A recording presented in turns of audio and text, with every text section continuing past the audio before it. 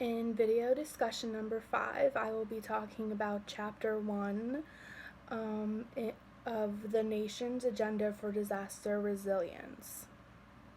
It mentioned that in 2011, there were multiple disasters in the U.S., with 14 contributed to weather disasters. In 2011, the damage of disasters exceeded $55 billion in property damage.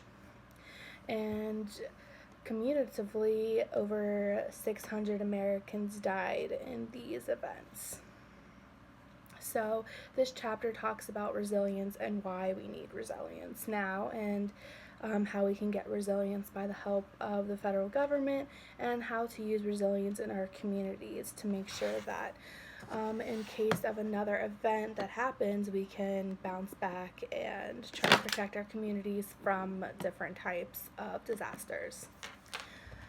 So one of the key terms that was talked about in this chapter was, of course, resilience. And resilience is the ability to prepare, recover, and adapt from actual events such as disasters, flooding.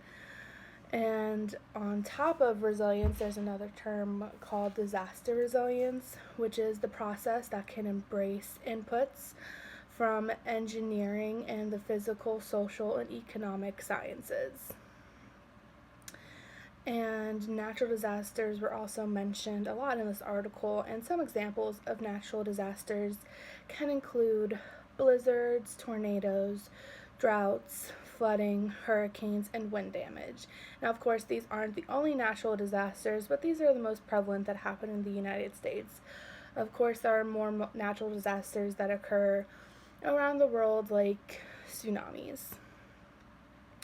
And one of the muddy points I found while reading the article is, does the federal government watch over their money sent to communities themselves, or can communities decide where the money and aid can go themselves, like a block grant? Is it block grants or another type of grant that are sent to communities?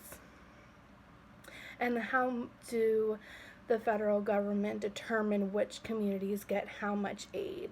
Like, does it depend on how many disasters hit that area, and so forth? And a discussion question that I would ask the class is, do you think the federal government does a good job in preparing communities for a disaster and helping the resilience of communities?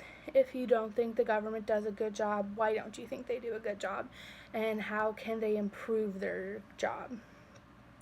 And if you think the federal government does do a good job, how do you think they do a good job? Like, what types of things do you think that they do a good job in? What types of programs? And do you think they give enough money to communities to help in disasters and resilience?